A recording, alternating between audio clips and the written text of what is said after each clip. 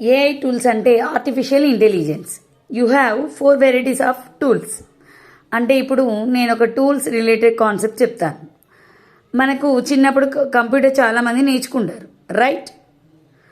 ఒక particular thing ఏమిటంటే input, process, output. ఇవి 3 సిస్టమాటిక్ ఫ్లో అన్నమాట.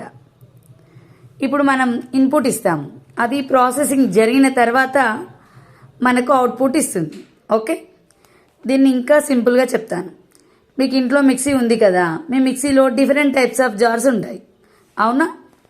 ఒక మిక్సీ జార్లో ఏమైనా ఇంగ్రీడియంట్ వేసి గ్రైండ్ చేస్తే కచ్చా పచ్చగా అవుతుంది, ఓకే.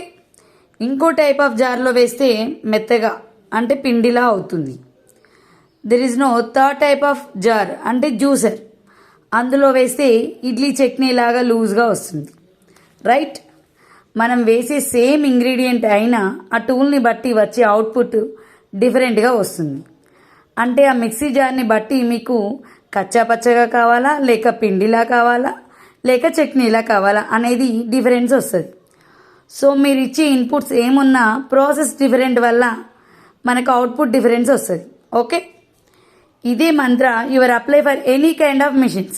సో మీరు ఇచ్చే ఇన్పుట్ సేమే అయినా ప్రాసెస్ డిఫరెంట్లో వల్ల మనకు అవుట్పుట్ డిఫరెంట్ వస్తుంది, ఓకే.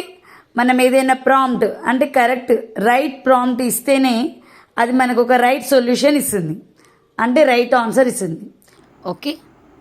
ఇప్పటివరకు మీకు అర్థమైందని నేను అనుకుంటున్నాను.